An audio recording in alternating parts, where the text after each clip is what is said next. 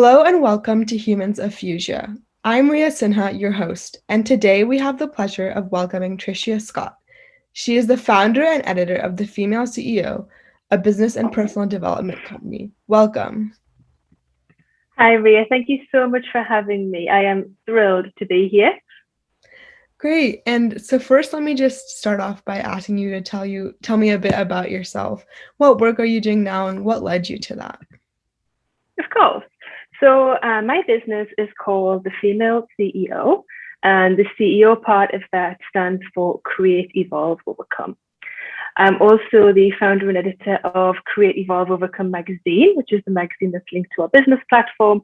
And basically, we're a company who support and empower usually female-led businesses. We do have a lot of men in our community as well, and entrepreneurs from all over the world. So we do that via our a free resource platform, which is thefemaleceo.com. You can go on there and there's all kinds of blogs and interviews and articles for entrepreneurs and people in business. And we do it via our magazine, which is Create, Evolve, Overcome magazine, and our membership. So we have a membership for women who come to our community, and we have a huge Facebook community. So they'll come into the community, and what they want is something a bit more. They want more connection, more entrepreneurs to talk to, and we have masterclasses and bonuses and resources and things like one in there all of the time. So yeah, that's what we do, and that's how we do it. Those are the platforms that we use. So a little bit about me. I was in a corporate career for more than 20 years. I worked in a completely different sector to this. I worked in property and finance, so entirely different, big change for me. That was more than 25 years.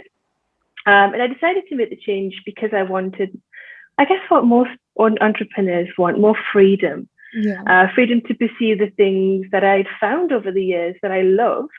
And what I really loved was starting businesses and working with people who were starting businesses or running their own businesses and sharing stories and experiences. So that's how all of this started, was my love of connecting with other people and finding out, for me, I started writing a blog. That's how it began. It wasn't ever going to be a business. It was just, I'd started my own business, and I was writing blogs under a different name. I didn't even write under my own name because I was terrified of this stuff. I was terrified if everybody read it. I was terrified if nobody read it. So I thought, well, it's okay. I'll just write under a different name. Let's just keep it simple. So that's what I did. And I just used to write about like the really stupid things that I was doing. And I was making so many mistakes.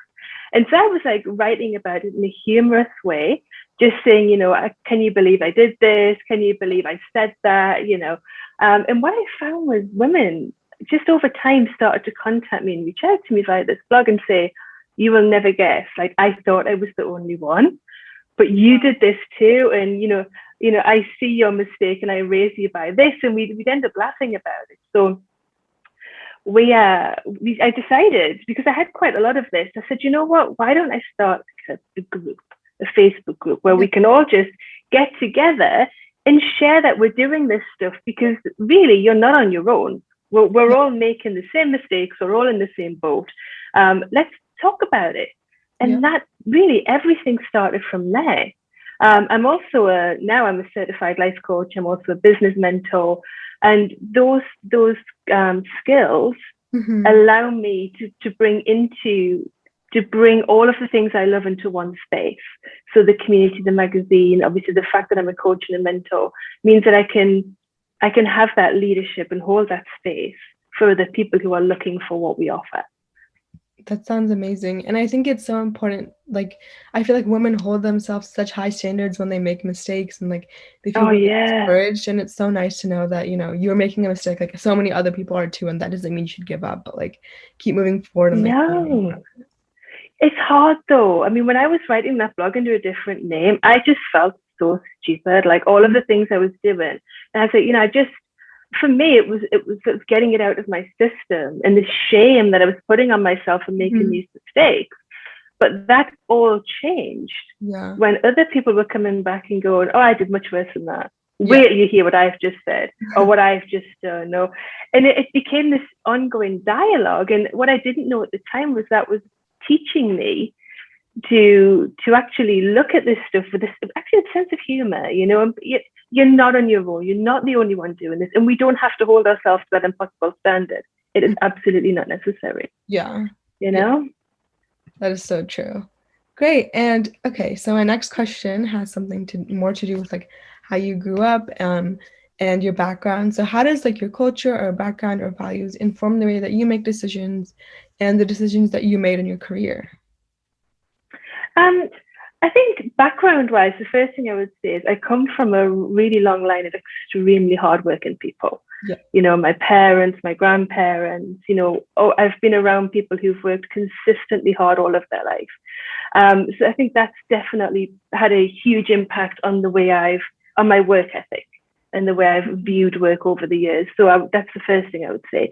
The other thing I would say when it comes to values is that when I started this business properly, when I actually sat down and made it into a business, the first thing, literally one of the first things I did was I sat and wrote down a list of values for the business. Wow. So those values are things like integrity. You know, we are one team. We are not separate. We have courageous spirit. We are stronger together, meaning that, you know, the community.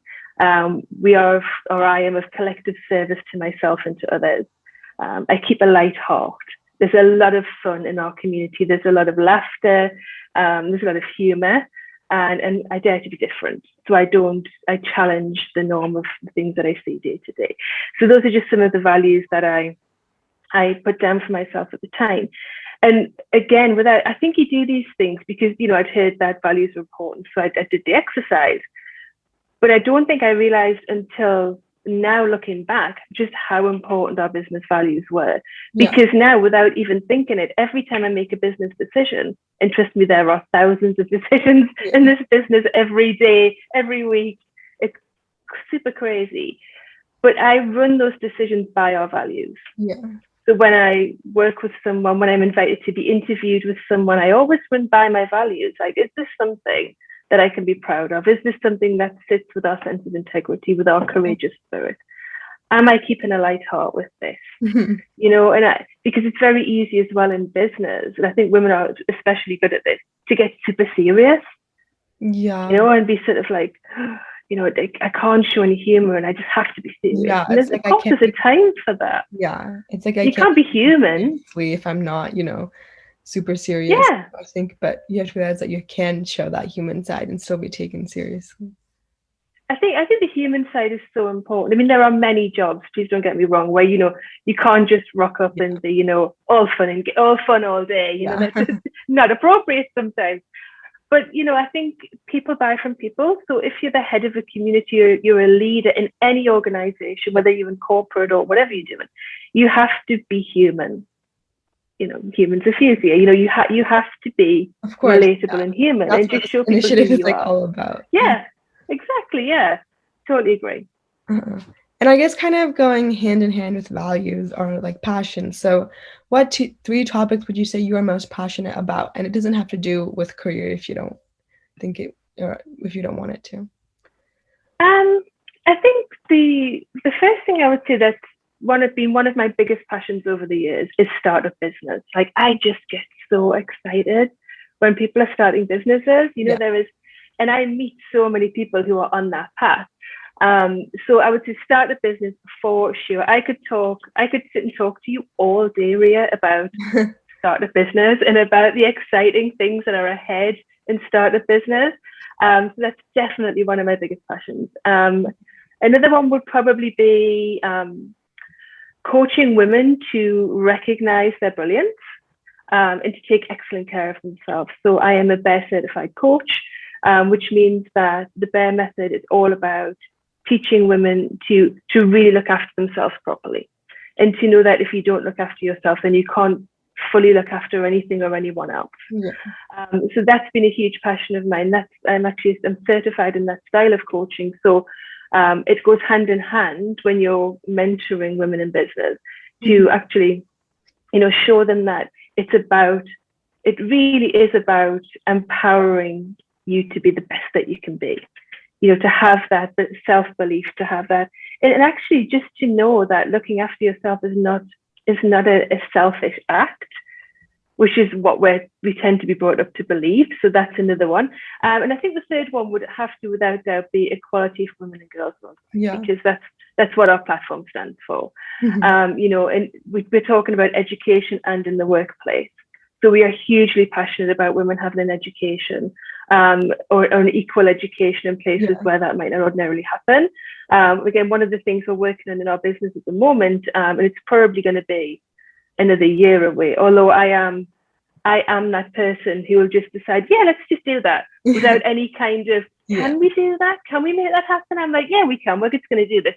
So one of the things we're working on is a charity arm for the business, or a social enterprise arm for the business, to work with young women in countries where they wouldn't ordinarily have access to education, to work with the authorities and to work with building of schools and providing that education for women and girls.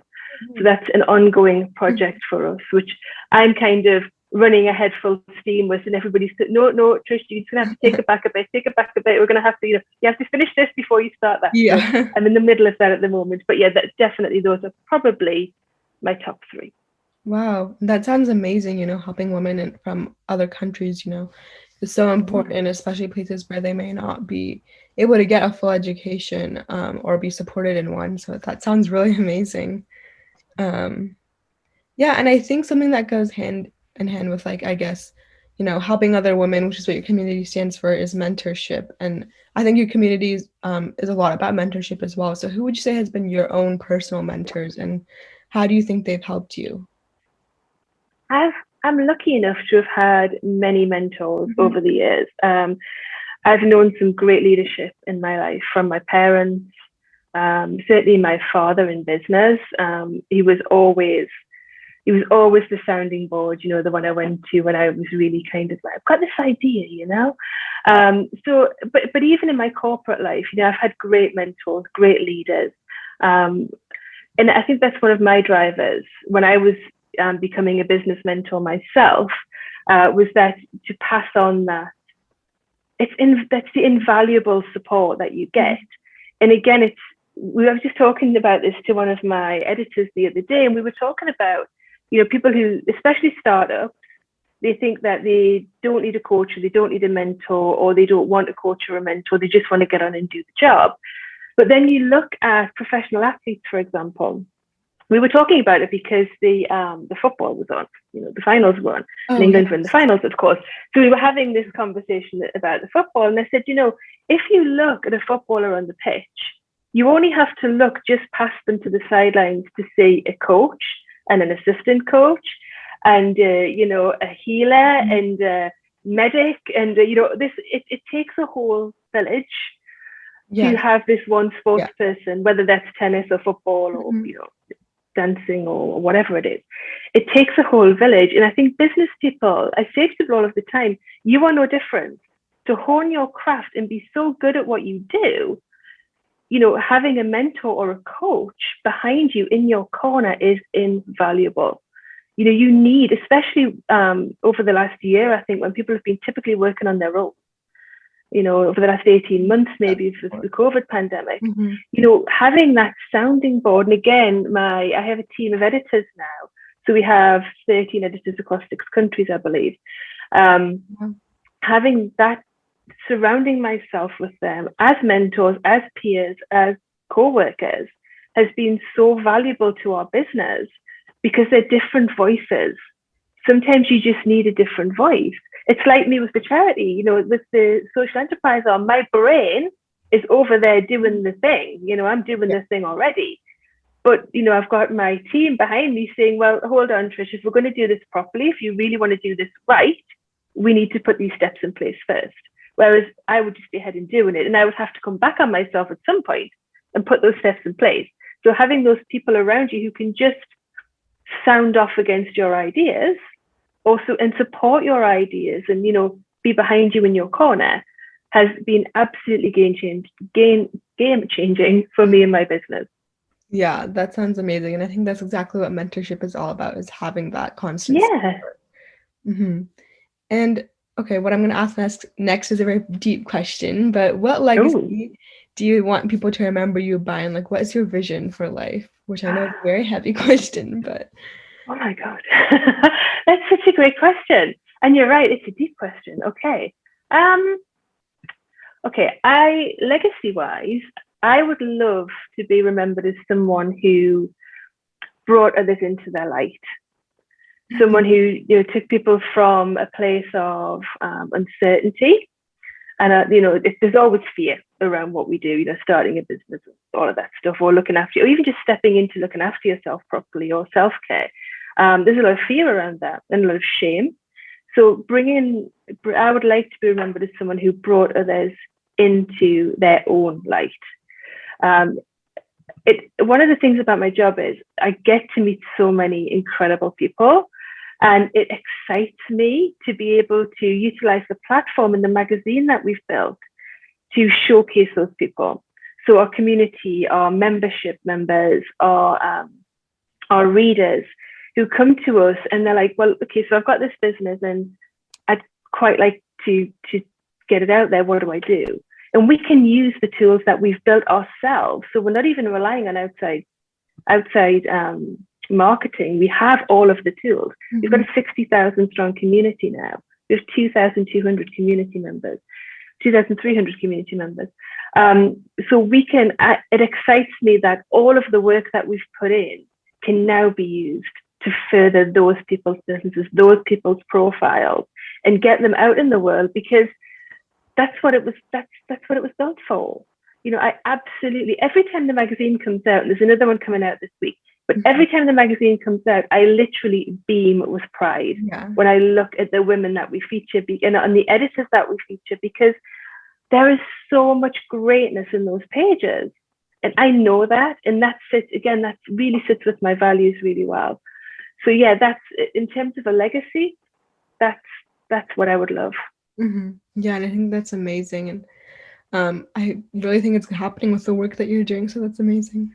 Next that I'm going to ask is something that I think any woman goes through, which is discrimination. So how do you deal with any discrimination that you've faced? For me, I certainly faced discrimination, as I think most people have. Mostly for me, it was in the corporate world. Yeah.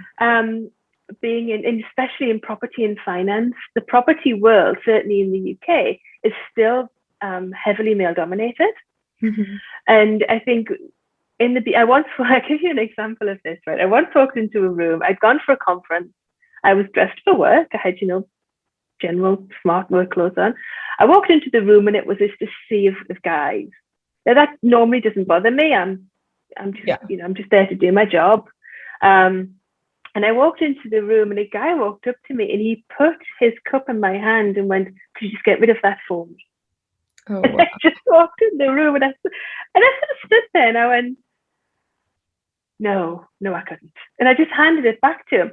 Yeah. And he sort of looked at me and I said, I gave him the benefit of the doubt. I said, I don't work here.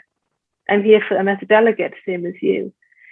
And he sort of stood back and looked at me and he went, yeah, but could you just put it over there? That's so weird. You put it over there. It's such a weird thing to do. And I was so taken aback. I think I actually laughed and I just walked away. And that's just one tiny example. But, there was a lot of that in that industry. There's a lot of male presence, very male dominated. And, the only way to deal with that is to retain your sense of humor and be like, you know what? If you don't know better, it's not my job to teach you better. Like I'm just not down for this. I always stayed in my lane. I always did my own thing. I focused on my job and being the best version of me, doing the best job that I could possibly do.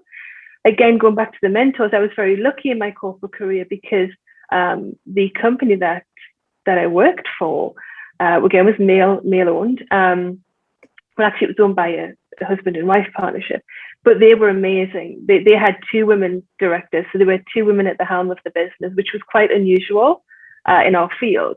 But they really pushed us forward and they really put us out there, and and they were like, nope, you just need to push on. You just need to do what you're here to do, and everything else will fall by the wayside.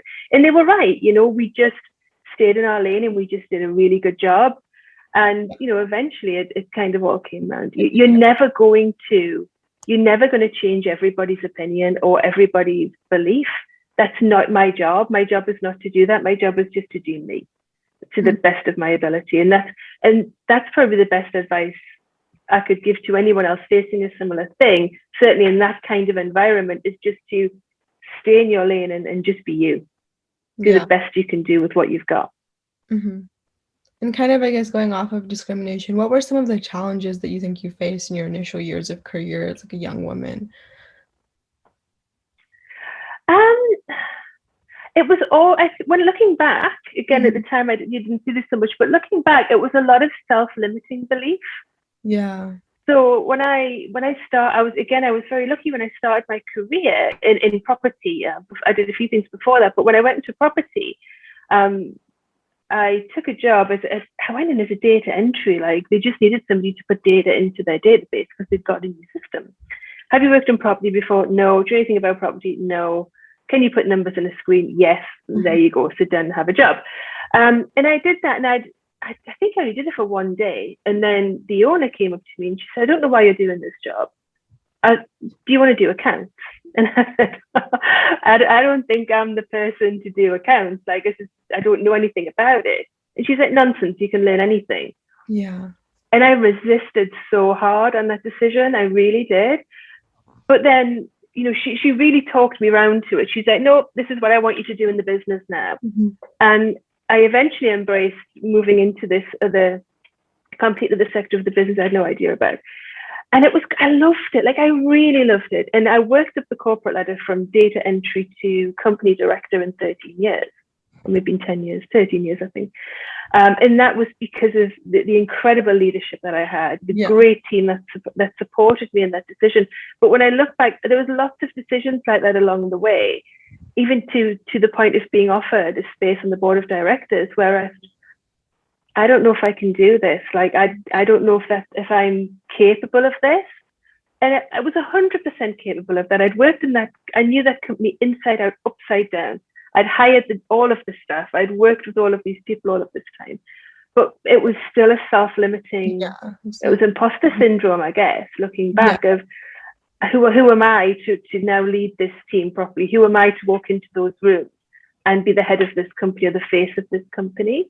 So as a young woman, particularly, I think that was very, very difficult to overcome. And it was mostly other people pushing me to overcome it. Yeah. Whereas now that I recognize it and I see it, and it still comes up for me now, there are still times when, I'm invited to speak in something like this. And I think, well, who am I to talk about this stuff? Yeah. And then, but now I know better. And I say I can then counteract that with myself and say, well, who are you not to? Who are you not to? You've built all this information. You have all of this community. You've done all of these things. Who are you not to share that with the world? Like, people need this stuff. Yeah. I know. Yeah. That really struck me as well, because I think imposter syndrome is so prevalent no matter who you are. And so, just being able to be like, no, like, this is me and I have something to say and I should say it is so important. Yeah, absolutely. To have your voice is so important.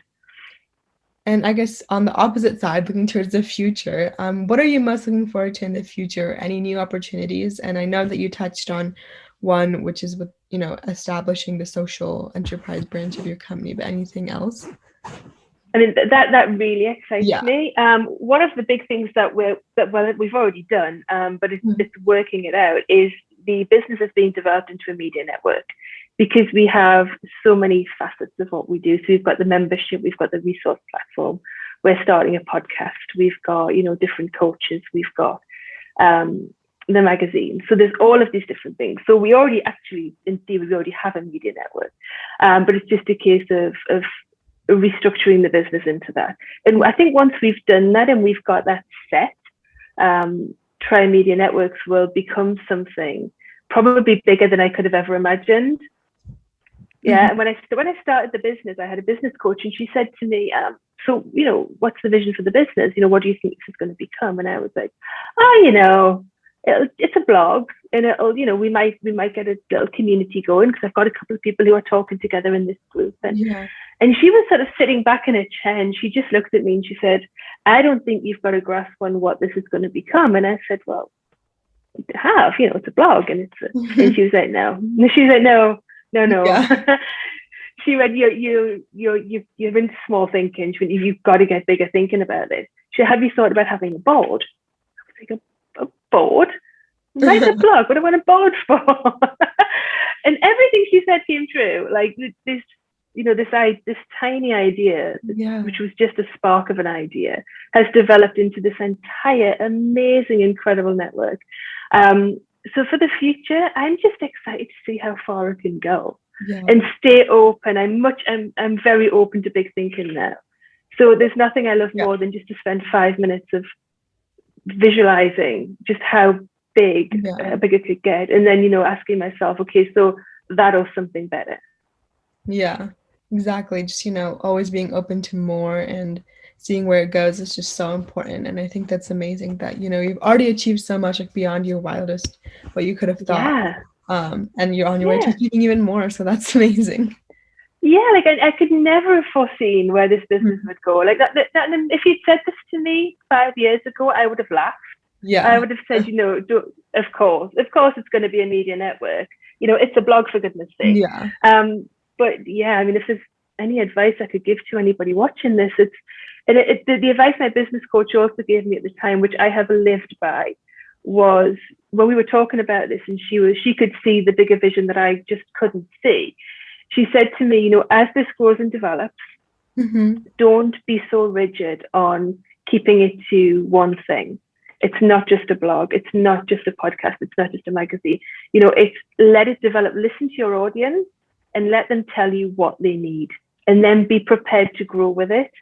And I have always done that. Like, the magazine was never meant to be a magazine. Never meant to be a magazine. The blog was never meant to be a resource platform. They were never meant to be edited across 6 countries. And it was only by listening to what people were asking me for that I was then freed up to think, okay, so how could we get that? And how could we turn that? And now the thing is to turn it into this media network so that we can invite even more into the platform and, serve a bigger audience and do bigger things. So yeah, don't, be prepared to grow with it, and not hold on too tightly to your vision, because it will change. Yeah, and I for think the better.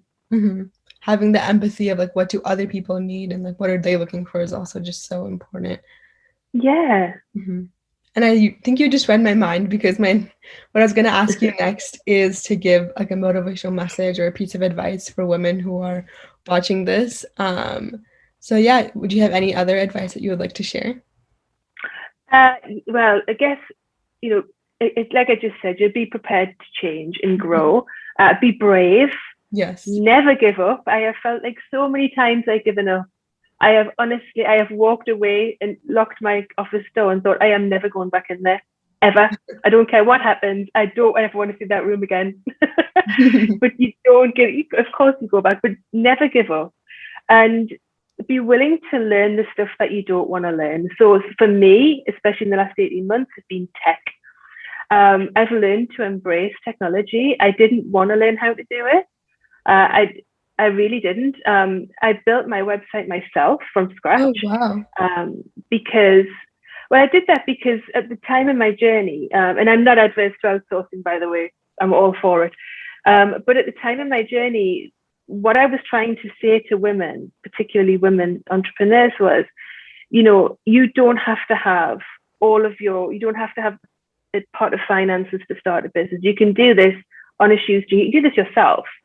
And the only way I could kind of demonstrate that was to take myself as an example, who had no tech knowledge. I'd never built an email list and done anything like that. And just say, right, okay, I'm going to sit down here and I'm going to work this out and I'm going to create this website. And if I can do it, you can do it. And that's what I did. And that was why I started to sort of embrace technology and say to people, because we don't always have it's one of the excuses that we make, or the reasons that we give when we don't pursue our dreams, is, well, I didn't have the money, I didn't have the experience, I don't know. And you have to flip that thinking to, but I'm figuring it out. Yeah. And whether that means, I'm figuring it out, so I'm going to do this myself. So now everything you see on the platform is made by me. The graphics, the design, the website, the membership, all me. but the reason for that, like I said, I'm not adverse to outsourcing, because as things go on, like I would love somebody to do this stuff for me, Yeah. and I have the resources for that now. But the idea is to be able to say to people, you don't need that stuff to start. You can get going today as you are. You've just got to be brave. You've got to give it a go, not give up, and embrace the tech. You know, if it hadn't been for tech in the last 18 months, I think we would all have gone crazy. The amount of, Zoom communication and being stuck in our houses. I'm really sociable. I'm used to be able to go out and see people and meet people, and I love to have coffee meetings and talk about business and, get into people's startups and mentoring. And I haven't been able to do any of that. So embracing the technology and learning this stuff. I mean, I wouldn't be here right now.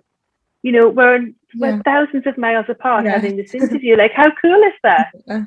Even if you don't like it, you can appreciate the greatness and appreciate the innovation that allows us to do these things.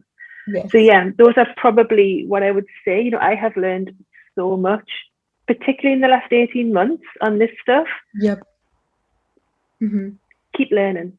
Just keep learning. I think that's all really, really amazing and profound advice that I know that the younger women watching this will really take away. So yes, that's everything that I had to ask. If you wanted to add anything else. No, do you know, I think you've covered everything. Mm-hmm. I think you have also read my mind on many. What I would say is that our resource platform is completely free. Mm-hmm. If you want to access it, go and check it out. There's so much on there, especially for startups. Or you've started a business and you're in that kind of flat space where, okay, I've done this, but I don't know what I'm doing now. There's everything there for you. Go and check it out. Make the most of it. Yeah, do it. We'll also leave a link below to all of Tricia's work and the website and stuff. So yeah, you'll have easy access after this interview. Yeah, thank you so much for taking the time to be interviewed. This is a really great conversation. I loved it, Riya. Thank you so much. Thank you for having me on your amazing platform. I adore the work that you do. I've worked with Fuzia before, mm-hmm. And I'm blown away by what you do. Thank you. And yes, thank you everyone for watching, and stay tuned at Humans of Fuzia for more.